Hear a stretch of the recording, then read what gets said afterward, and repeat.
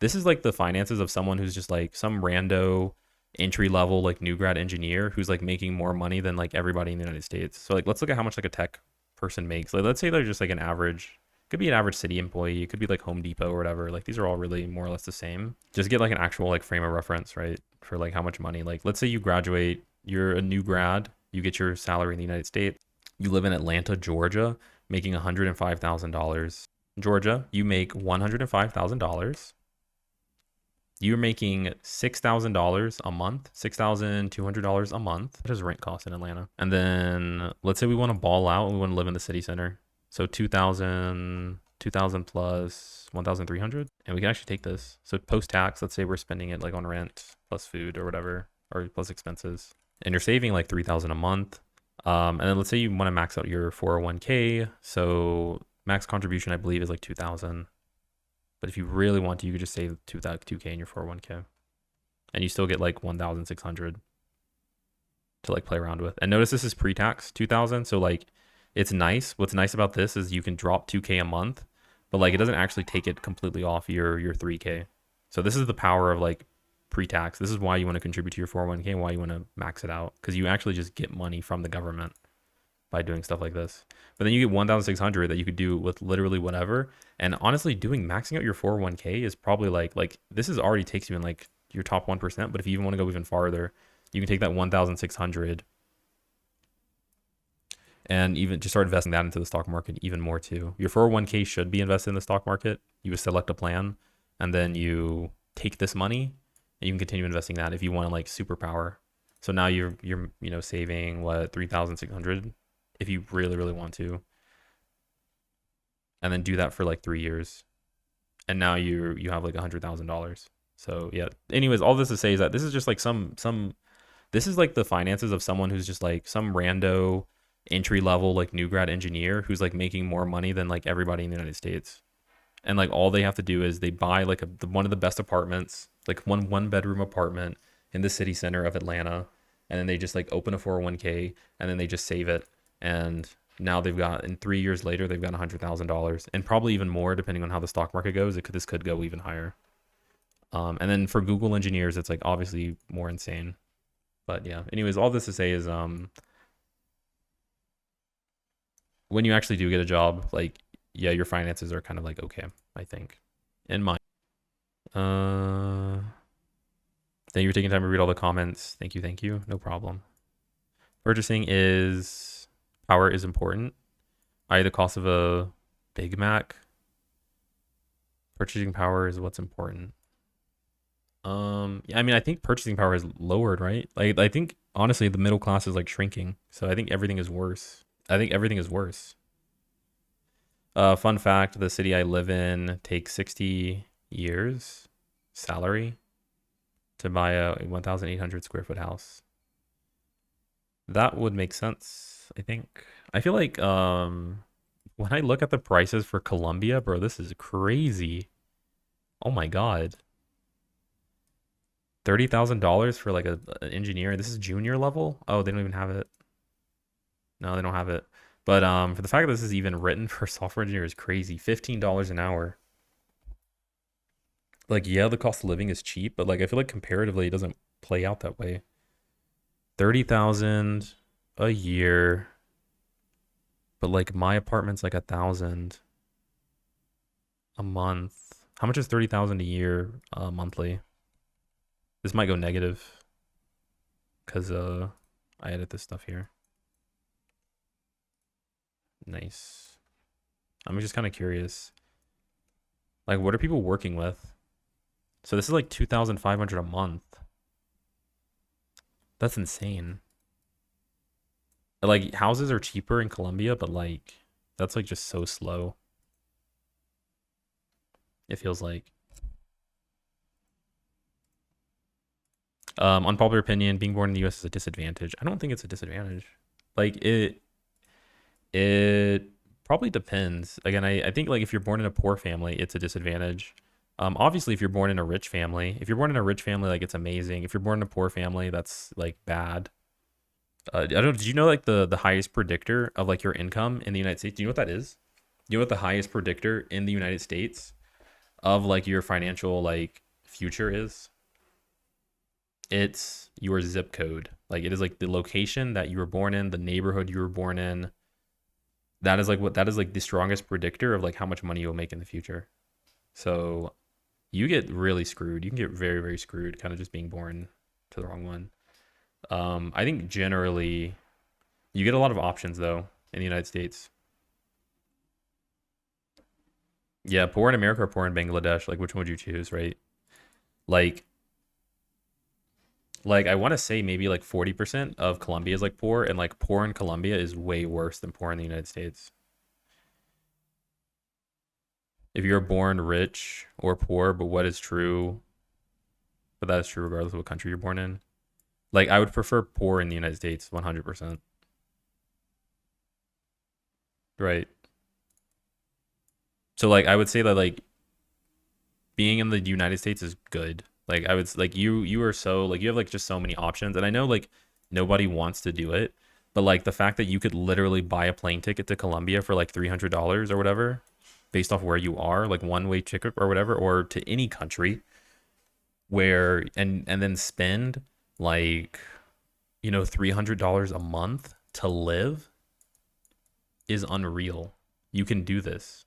You have this as an option. Like people in those countries they can't leave to go and like do this. That's it. Nobody actually does it because nobody wants to leave their families and things like that in the United States, and even in other countries. Nobody really wants to leave their family. But the fact that this is just kind of like an option feels like nice. And like the fact that like you're living like a king when you're living like the best life if off of like $1,000 a month, like more than you're living like the presidents of that country essentially, like for this or whatever, or like the business gurus off of this is that is an insane type of like that is insane like freedom that you get essentially. But again, I understand like nobody also wants to learn a different language and things like that. But yeah, it feels like you have a lot of freedom. But I would say probably life wise, I don't know, United States, like average US person, they're not doing this at all. They're not taking advantage of this at all. So it's something that like doesn't even matter. Like nobody like I mentioned this, but like who actually cares? Like nobody in the US. So it's probably just more like what's your lifestyle like? And I'd probably still say US is better, right? Like let's look at Japan, where like you literally have to assimilate into like a workforce. Like Japan, like the average person's like assimilating into a workforce. They're working 80 hours a week. Or whatever, I don't know, 60 hours a week, whatever. Same in China. Oh, whoops, you rolled dice wrong. Now you're a little Chinese kid, and you're in a sweatshop. You got the sweatshop roll, right? Like I'll choose that over, which is like I feel like this is like a significant portion of their population that are doing these things. But all of that to say is, yeah, I think generally, I think yeah, US life is better.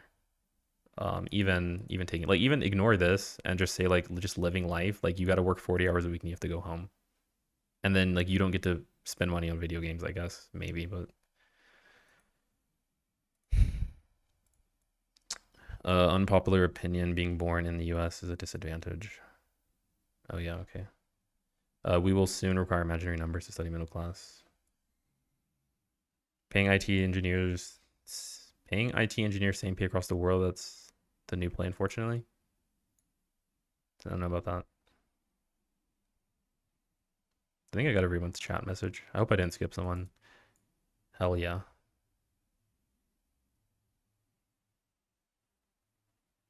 Smart coder why? Wait, why is it worse being poor in America versus why is it worse being poor in Bangladesh versus poor in America? Because like again, as someone who I was poor in America, like uh like being poor in America is like you can't buy the new iPhone. Like you can't buy like an iPhone. Like that is poor in America. Or like you can't your car like sometimes like your car like breaks down, which is actually pretty stressful. Like this sucks. Like your car breaks down. Um and now like you can't go to work or something like that, or like your hospital bills, you're scared to go to the hospital because you can't actually like afford it. So you get like less healthcare essentially. Um it feels like like if you roll your dice wrong in Colombia, it's like you're working like 60 hours a week. Um, I guess like living with family too. It just feels like you're just working way harder. Like the people I look at in Colombia, like they work harder, or if they're even if they're more unlucky, like they just have like just high levels of probably I want to say like higher levels of drug use, probably higher levels of drug use. The average Colombian probably also has a baby by the time they're like 21. Like 21, like you have a child, and you're also working longer hours. Like I feel like this is probably this. Like now that said too, there's maybe like something about happiness here. I don't know if Colombians are happier or if a poor Colombian would be happier than a poor US person. I don't know how happiness plays in because better is very subjective. But at least when I just look at this, it feels like this should be worse. Like having a child and having to take care of it. I feel like there's higher levels of drug use, but I guess I can't prove that. And also just like probability too of being homeless. But like homeless in Colombia is like you're homeless because you're poor. Homeless in United States is you're homeless because you got addicted to heroin.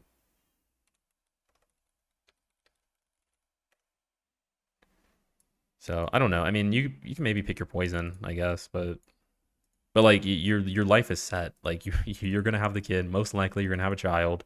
Most likely, I don't know. Again, probably not using drugs. Maybe this is a bad thing to say. I don't know if that's true or not. You're working 60 hours a week, and you also people rob you. People rob you for no reason.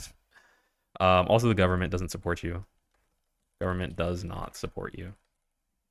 Government does corruption. At least in the U.S., I feel like you get maybe some support. Okay, so that's all that.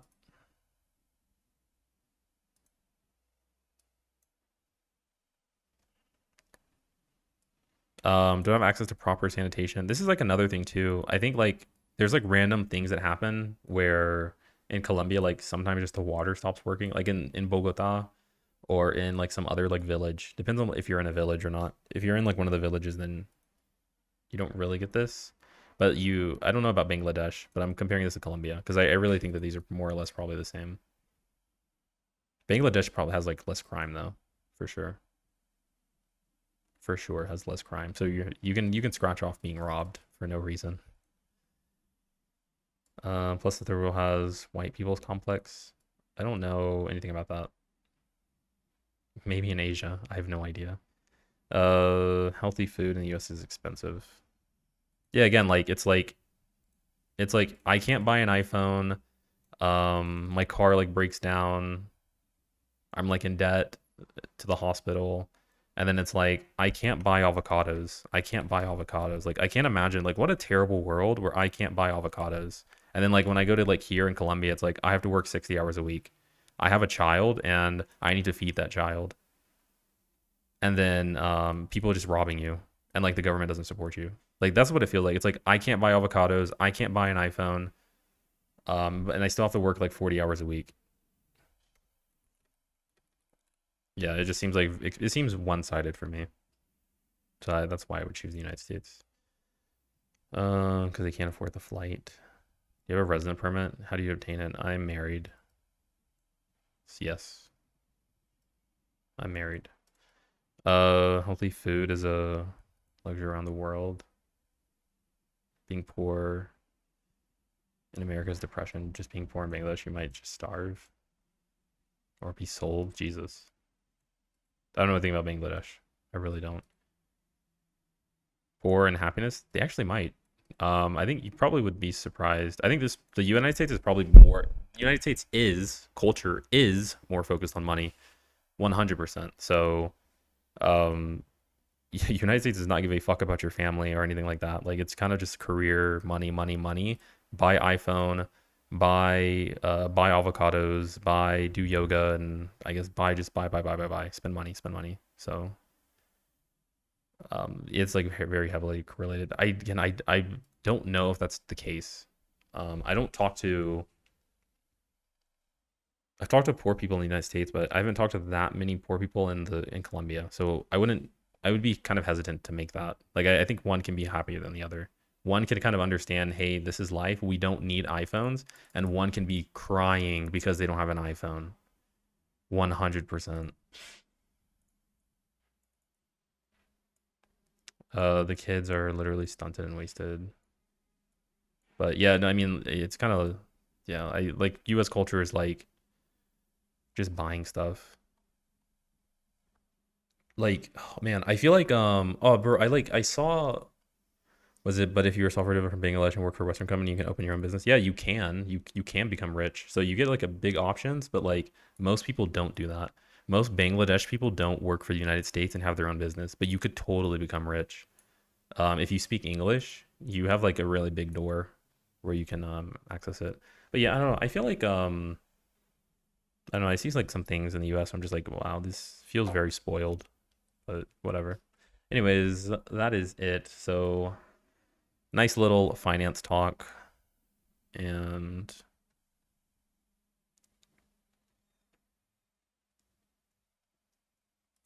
but they just adjust wages accordingly. They don't adjust wages accordingly. Not really. Like so like this money, like $30,000 a year, that's like 15 an hour. And I'm pretty sure you can get a job. Wait, what?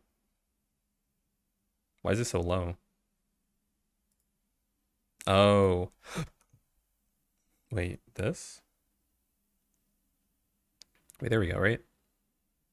No post tax. No post tax. So this is 2,600. I feel like you can actually 15 an hour is probably like a fine wage for the United States. For a computer programmer though, I think you could probably do it for like 30 an hour for a company. And if you can like if you can find a job that's paying you 30 an hour in the United States, like just some business or whatever, like you're kind of banking like way more.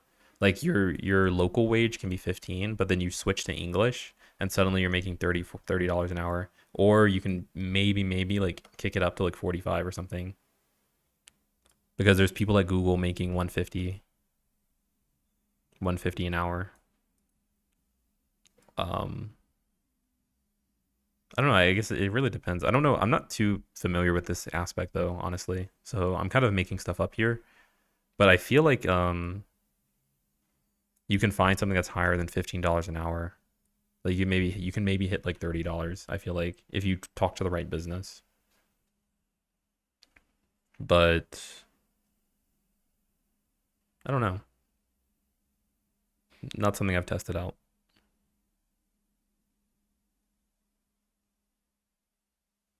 Because I don't know how many businesses even want apps and things like that. So I don't know. Who knows? If you use DuPont approach, the DuPont approach, the Royce DuPont, is that what you're talking about? The Royce DuPont approach. The Royce DuPont approach is my favorite. You guys know Royce DuPont? If you guys don't know.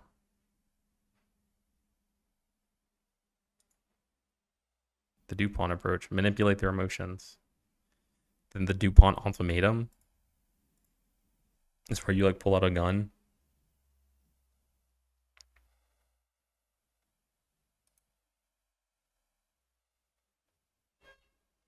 Code Kami, what's up? Bro, what's the best project in your portfolio? Probably the language learning application. I use like AWS. Use AWS to launch a scalable language learning application. Why get paid lesser if your work output is the same as local? But it's not favor. They're doing you to get paid for the work. Yeah, it's not a favor. It's just economics. Like, I mean, they just want cheaper labor and you're cheap labor. So that's all it is. There's no favors, none of that's happening. Why get paid lesser if your work output is the same? Why get paid lesser? Because you can live in a penthouse. That's why. Why get paid $30 an hour when your colleagues are making 60 an hour? Yeah, because you can live in a penthouse.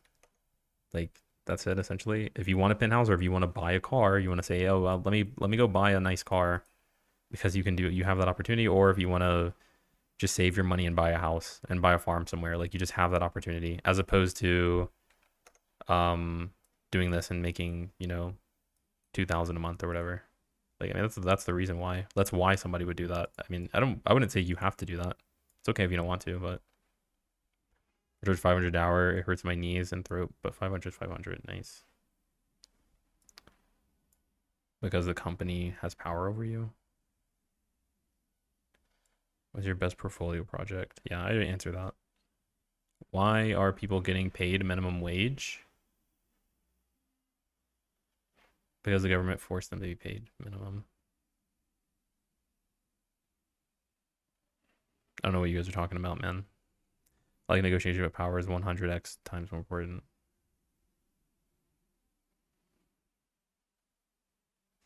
Yeah, I don't know what you guys are talking about. Okay. Cool. All right, I think that's really it for this. Might turn this to like a YouTube video. Might turn into a YouTube video. Python to my supervisor. I didn't even know he was working. So I guess Create inventory.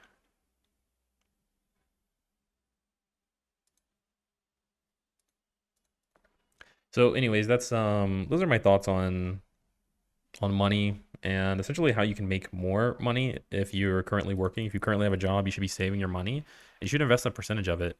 I don't know if you guys heard of like this strategy, right? It's called 50-30, like 20.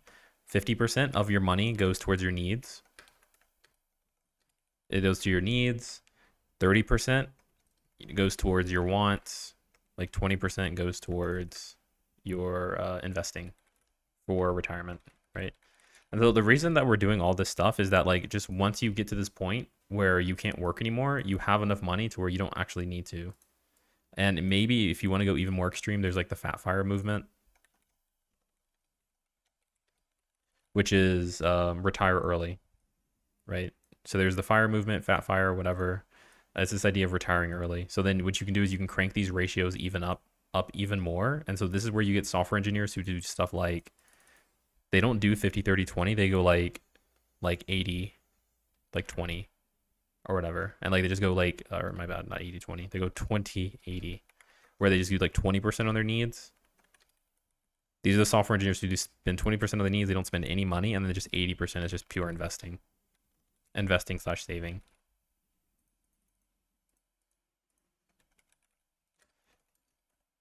And they save a lot for sure. Or like whatever, I don't know what the ratio would be, but like, yeah. You can have software engineers who do this and they just millionaires essentially. So anyways, this is the reason why if you want to retire early, then you go do this and just dump your money in. I think actually, was it Frank New? I think he has like a chart on this or like flow chart. I feel like he has a flow chart on it. Isn't this like his flow chart? No, whatever. Doesn't matter. So no percentages paid Uncle Sam. 30% does. You pay 30%.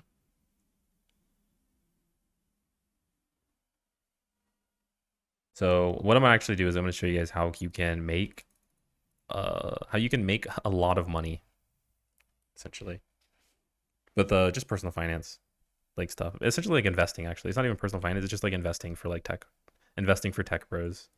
So we can call this like investing for tech bros, which is actually pretty simple. So like one, as like a tech bro, you are loaded with cash. Like tech programmers make so much money in the United States. They could easily save like I want to say you can save like literally $4,000 a month, and even more than that. $4,000 a month if you're just like medium cost of living, probably. And you don't like ball out. So like one, you get like 4,000 a month in savings.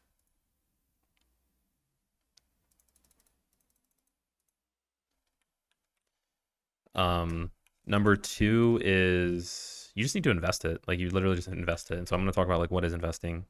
Invest it, and then like three, like just profit.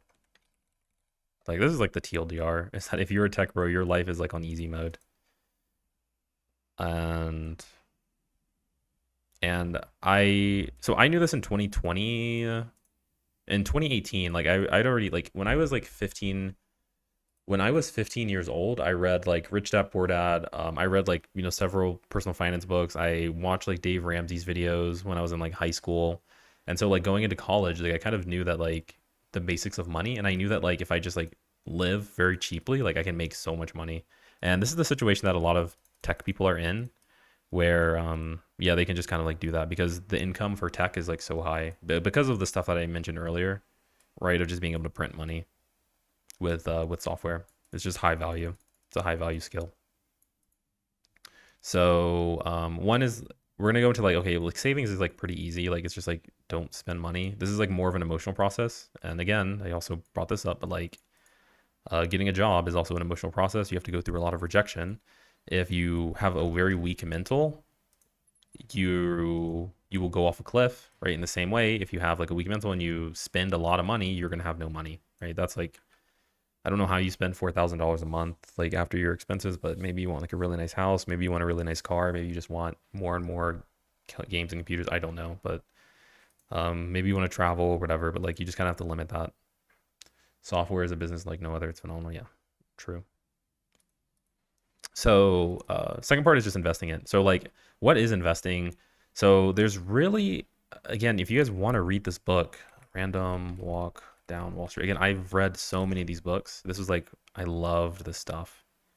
But you should read this book if you're curious about like how like the theory about this stuff works. But like the TLDR is like don't invest in individual companies, right? This is like the one thing. Don't invest in individual companies because they can go up. Companies across the world. I'm going to summarize this book in like 3 sentences. Companies across the United States go up, they go down. Individual companies are extremely risky. Most companies fail. I want to say that like maybe 90%. And then most companies in 100 years fail. Like it's even more than that. Most companies don't stand the test of time. So it's very risky to put your money in one and then kind of think it's going to moon. But it's high risk, high reward. So a lot of people like it. But there's a lot of studies that say it's just mostly like gambling. Like it's not actually, you know, a thing. But again, I'd read this book if you want more. Essentially, the better strategy is that you don't invest in one individual entity, but you invest in a collection of entities. So instead of investing in one company, you invest in 500 companies.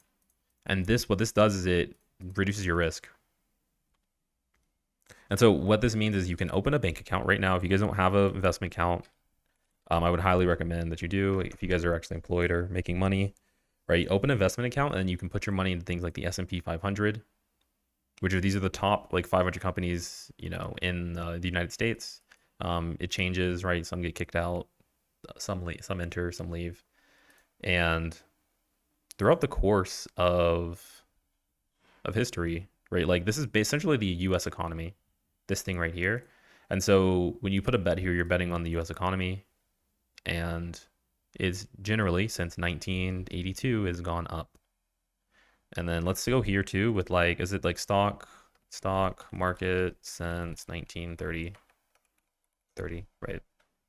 This is why it's like a very powerful investment, because over the course of time, it has not gone down. So we can look at this here too.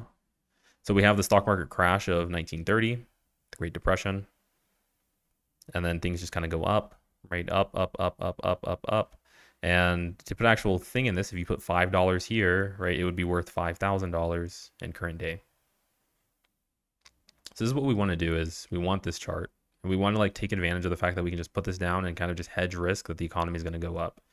And it typically has. So you can put your things in S&P 500. There's like mutual funds. There's other mutual funds. So you say like best mutual funds. You can open an account and just buy it. And you just hold on to it and you just wait. And that's it. And then literally you just get money. And so I did this let's see, I did this when I actually started working, because I already knew that I could just do this. And so I wanted to dump as much money as I could into like the market. That's what I did. So the pandemic happened. Things were low. People weren't sure, but I was just still putting money in. And then I just like increased massively. And then by the end of it, I had about $100,000 saved up just from dumping like money into the S&P 500. Like I had $100,000 and it just kept growing. because this is just how like it just kind of works, is that the economy tends to, I guess, trend upwards. Again, we don't actually know. It's not free money. Sometimes, pandemics happen and things crash, but I think as a whole, I kind of back the United States. So that's the theory behind this. You don't have to do it in the United States. There's other countries that have other economies, but like the general idea is you don't buy individual stocks, you buy collections of them. And then when you do that, you can just profit off of economies of countries. So yeah. And then once you invest, you just make money, right? So like, for example, I was probably putting in, $4,000 a month when I was working, and I did that for, I guess, 3 years. No, that's not right. That's not right. But it was like something like that. And then also the stock market also went up. So things like ended up working out, but I don't know how much it was. I think it was maybe like 2,000 a month. I think it was like 2,000 a month in the 401k, and then 401k took off because like it was like a 30% increase. So I got like $30,000 like off of this or whatever because the stock market just shot up so much. But yeah, my guess is that like the US economy is still going to continue going. So put your bets there is what I would recommend. But that is investing for tech bros. I think again, if we go on to like levels 5, we can even calculate this stuff, but don't put your money in Enron. I don't know what that Enron is. Are you also streaming on Twitch? Yes, I am also streaming on Twitch. How old are you right now? I'm 26. So I'm 26, started investing, I guess, when I was like 21. And then by investing, I mean I literally buy the top 500 companies in the United States, and then I just like chill. And then those companies, the United States economy just goes up. Just like it did since 1930, and could probably continue to do. You should build side projects on stream, or go through an enemy course like the Awara guy. Yeah, I might do that. I might. The problem is that most people build side projects on stream, and it's just not super interesting. But maybe I will, just so I can. I want to make that that script. I want to make that script that like auto applies the jobs. I think that might be nice. But I need to probably dive more into like if these are side projects, like they're going to be like more like startups for sure. Which there is no real difference between a side project and a startup. It's just that one is promoted to users, and I guess maybe can make money. I like coding content. Yeah, nice. They are heavily overpaid. Heavily overpaid software engineers. Maybe. I mean, maybe. Again, I think there's just the value of software is so huge, bro. Yeah, like it's unreal. You can scale as much as you want, marginal cost. Yeah, exactly. Exactly what you said here. Exactly. Is that you scale massively, and the cost, we were paying like $5, and you can provide like $100 a service. Put your money in Enron. I don't know what the heck Enron is. Or let me Vanguard invest it for me. Yep, exactly. Yeah, exactly that. You buy a mutual fund, buy like that, like just hand it to somebody. Like not like hand it to somebody. Like again, we're not buying like actual humans, but just a computer program that auto corrects. But if 90% of companies are gonna fail, then you are guaranteed to lose money if you invest a lot of them in the same time. Yeah, that's true, Bjergsen. I mean, right, but the thing is, when you invest in 500 companies, 500 companies don't crash in a single day, unless a real estate crisis happens, like a Great Depression happens, things like that. Typically, they just kind of increase. Again, you can look at the chart too, if you don't believe me. But this went from 5 and now to 5,000.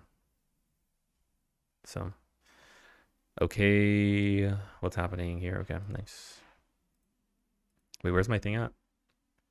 Diversity rate on bonds. US has no advantage like no other. Yeah, true. Being in the US, being born in the US is like a massive advantage in life. Like, I guess being in Colombia also like makes me realize that like it is like so crazy. Again, just life on easy mode, honestly. If you're born in the United States.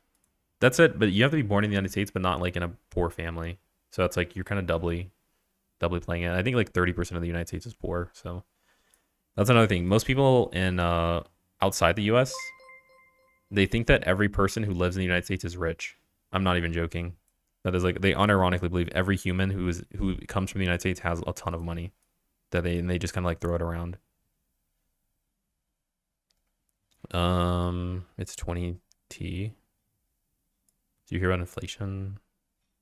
I don't know what you're talking about inflation. I mean, there's always inflation, but I don't know anything new about it. The problem I have right now is I've made projects which are used by 100 people, but it's for free. Find the best ISP, find transit schedules. Nice. That's cool. That's nice to get 100 people using it. Even if it's free too. I think there's probably ways to monetize it. Although that's more business stuff, but you should definitely have a free version of your application. Like whatever app you build, it should definitely be like some free version. And you look at this with all the software, right? AWS has a free version. YouTube is free. Like basically Facebook's free. Like there's a lot of ways you can monetize, but I think the app should be free. Some portion of it should be free, and then you can capitalize on that. I think that's a nice pricing model. Like you can have a premium features or things like that, or yeah.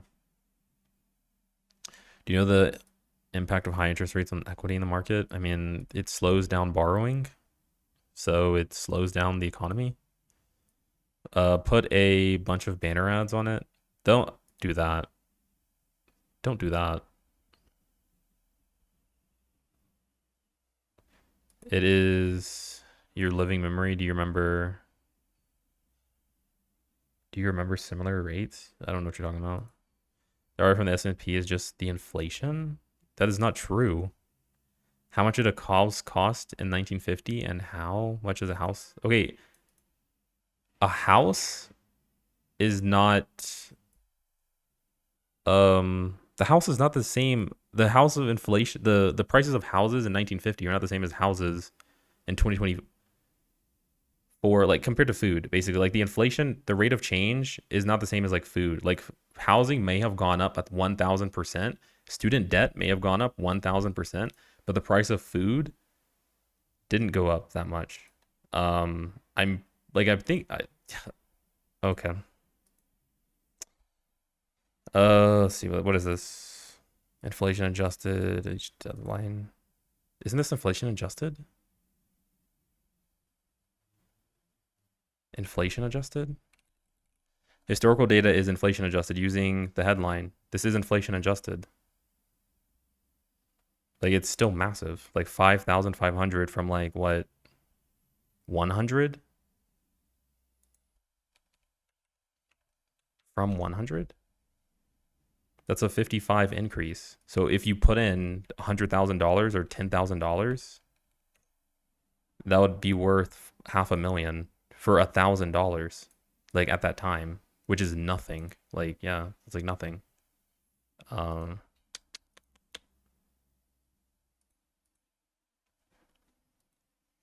Another thing too, I kind of mentioned with the investing too. I think that another route you can go is buying a house, actually.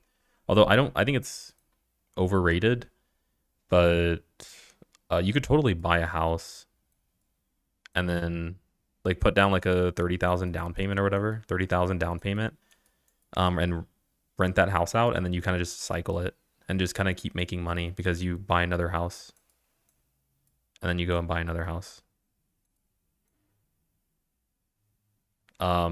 Once you pay off this one, and then you just kind of like jump from here to like here, essentially. But that's another idea you can do.